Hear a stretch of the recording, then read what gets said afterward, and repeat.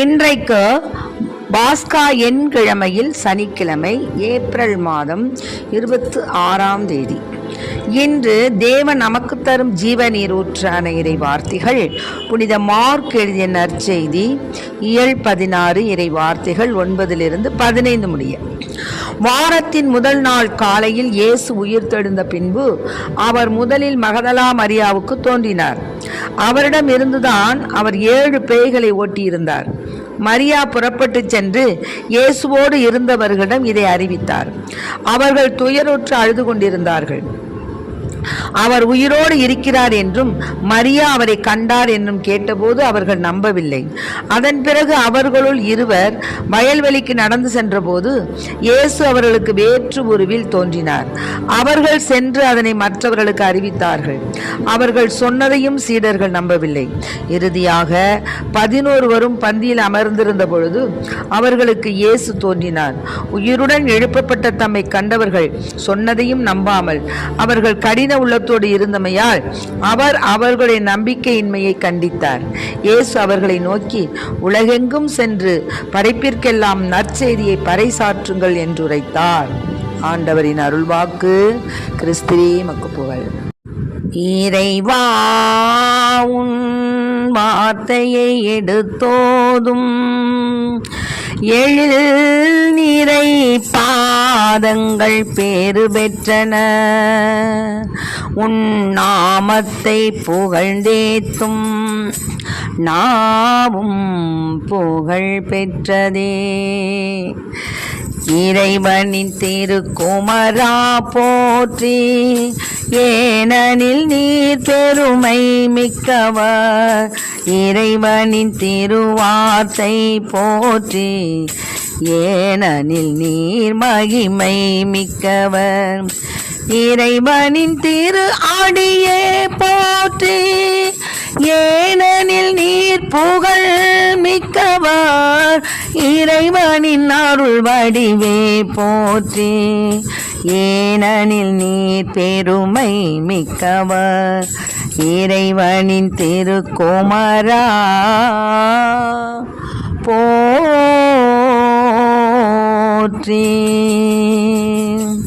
போற்றி.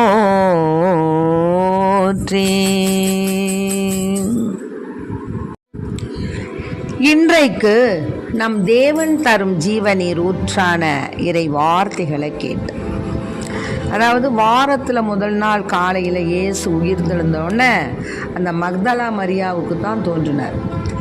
அந்த மக்தலா மரியா தான் ஓடுனாங்க. அந்த அம்மா தான். அந்த அம்மாட்டேருந்து 7 பேய்களை ஆண்டவர் விரட்டி இருந்தார். அதனால அவர் இறைவனை அவர் உயிரோடு இருக்கும்போதே கண்டுகொண்டு அவரை நோக்கி ஓடுறார். அப்படி ஓடும் பொழுது சொல்கிறாங்க, இது மாதிரி மரியா புறப்பட்டு போய் இயேசுவோடு இருந்தவர்களிடம் உயிர் பெற்றார் ஏசப்பா அப்படின்னு சொல்கிறாங்க. ஆனால் அவங்க நம்பலை. அப்போ வயல்வெளிக்கு போனப்போ 2 பேர் போனப்போ இயேசு என்ன பண்ணுறாரு, வேற்று உருவில் அவங்களோட போய் பேசிக்கிட்டு போகிறார். அவர்கள் சொன்னதையும் அவங்க நம்பலை. அதனால் 11 பந்தியில் அமர்ந்திருந்த பொழுது அவங்களுக்கு இயேசு தோன்றி சொன்னார், உயிருடன் எழுப்பப்பட்ட தம்மை கண்டவர்கள் சொன்னதையும் நீங்கள் நம்பலை. கடின உள்ளத்தோடு இருந்தமையால் அவர் அவருடைய நம்பிக்கையின்மையை கடிந்து கொண்டார். இயேசு அவர்களை பார்த்து சொன்னார், உலகெங்கும் சென்று படைப்பிற்கெல்லாம் நற்செய்தியை பறைசாற்றுங்கள் சொன்னார். இப்படி தான் கடவுளுடைய அழைப்பு நமக்கு வரும்பொழுது நம்ம செவி சாய்ப்பது கிடையாது. ஆமாம், நம்ம கடவுள் நம்மளை நேரடியாக கூப்பிட மாட்டார். பல உருவங்கள் வாயிலாக, நமக்கு தெரிஞ்சவங்க வாயிலாக, அதாவது நம்ம அடிக்கடி பார்க்குறவங்க வாயிலாக கூட கடவுள் நமக்கு சில செய்திகளை சொல்லுவார். ஆனால் நாம் அதை என்ன செய்ய மாட்டோம், கேட்க மாட்டோம். ஏன்னா மனிதர்களுக்கு செவி சாய்க்காமல் கடவுளுக்கும் செவி சாய்க்கும் திருத்தூதர்களின் தைரியம் நமக்கு கிடையாது. தலைமை சங்கத்தார் திருத்தூதர்களை அச்சுறுத்துவதை பார்க்குறோம். ஆனாலும் அவங்க தைரியமாக இருக்காங்க. ஏன்னா அவர்கள் மனிதருக்கு செவிசாய்க்காமல் கடவுளுக்கு செவிசாய்க்கும் திருத்தூதர்கள் தைரியம் அடைஞ்சவங்க. மண், பொருள், பொன்னாசை, பெண்ணாசை, இன்னுமாக பலவிதமான ஆசையினால் என்ன செய்கிறாங்க, முன்பு ஆன்மீக வீரத்தோடு வாழ்வது தான் சீடர்களுக்கு அழகுன்னு அவங்க இருந்தாங்க. ஆனால் நாமெல்லாம் என்ன செஞ்சுக்கிட்டு இருக்கிறோம்? இன்னுமாக பலவிதமான உலகப்புறமான காரியங்களில் நம்ம முக்கியத்துவம் கொடுக்குறோம். உலகப்புறமான காரியங்களை முக்கியத்துவம் கொடுக்கணும் தான், வேணான்னு சொல்லலை. ஆனாலும் தேவனுக்கு நம்ம முதல் இடம் கொடுக்கணும். அதுதான் நான் தொடக்கத்திலேருந்து சொல்லிக்கிட்டு இருக்கிறேன். தேவனுக்கு முதலிடம் கொடுத்தால்தான் தேவன் நம்மை உயர்த்துவார். அதனால உங்களுக்கு செவி சாய்ப்பதா, கடவுளுக்கு செவி சாய்ப்பதா? கல்வி அறிவற்ற இயேசுவின் தலைமை சீடரும் அன்பு சீடரும் எந்த தைரியத்தில் இந்த சவாலை தலைமை சங்கத்தாருக்கு கொடுத்தாங்க? அவர்களது நெஞ்சுரத்தை கண்டு நமக்கே வியப்பாக இருக்கிறது. எங்கிருந்து வந்தது இவங்களுக்கு இவ்வளோ துணிவு? உயிர்த்த இயேசுவின் மீது அவர்கள் கொண்டிருந்த ஆழமான நம்பிக்கையினாலும் அவரது பெயரை பயன்படுத்துகின்ற நாமும் எதற்கும் எவருக்கும் எச்சூழலுக்கும் அச்சப்பட தேவையில்லை. ஆக நீ போய் சென்று உலகெங்கும் சென்று படைப்பிற்கெல்லாம் நற்செய்தியை பறைசாற்றுங்கள்னு சொல்லும் பொழுதே அவங்களுடைய அகக்கண் திறக்கப்பட்டது. அதனால தான் அவங்க நெஞ்சுறுதியோடு துணிவோடு அவங்க வந்தாங்க. ஆக அந்த வல்லமையை கொண்டு இத்தகைய நம்பிக்கையை கொண்டிராவிடால் அவரது வல்லமையை நாமும் அனுபவிக்க முடியாது.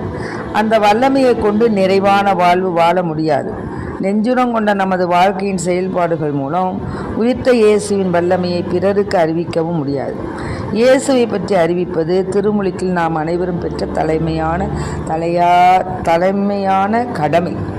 ஆகவே இதை கேட்டுக்கொண்டிருக்க அன்பார்ந்த பிள்ளைகளே, நம்முடைய வாழ்க்கையில் இந்த வார்த்தை, கடைசி வார்த்தை இருக்குது பார்த்தீங்களா? என்ன சொல்கிறாரு? உலகெங்கும் சென்று படைப்பிற்கெல்லாம் நற்செய்தி பறைசாற்றுங்கள்னு சொன்னார்ல, அது சீடர்களுக்கு மட்டும் சொன்ன வார்த்தை அல்ல, இதை கேட்டுக்கொண்டிருக்கும் ஒவ்வொருத்தருக்கும் சொல்லப்பட்ட வார்த்தை. அதனால நம்முடைய வாழ்க்கையில் பல்வேறு சூழல்கள் நமக்கு கிடைக்கிது. நாம் வேலை செய்யக்கூடிய இடம், பணி செய்யக்கூடிய இடம், நம்முடைய குடும்பத்தின் அருகில் உள்ள குடும்பங்கள், நம்முடைய உற்றார் பெற்றார் உறவினர்கள், நாம் பணி செய்யக்கூடத்தில் சந்திப்பவர்கள், இன்னுமாக பல வழிகள் இருக்கியா. அந்த வழிகள் எல்லாம் நம்ம போய் உலகெங்கும் சென்று படைப்பிற்கெல்லாம் நம்ம நற்செய்தியை போதிப்பதற்கு இறைவன் நம்மை தயார்படுத்தியிருக்கிறார். நாமும் தயாராகவும் செய்வோம். ஆண்டவரில் அகமகிழ்வோம், ஆண்டவருக்கு ஊழியம் செய்வோம். ஆமேன். Praise the Lord. மரியே வாழ்க.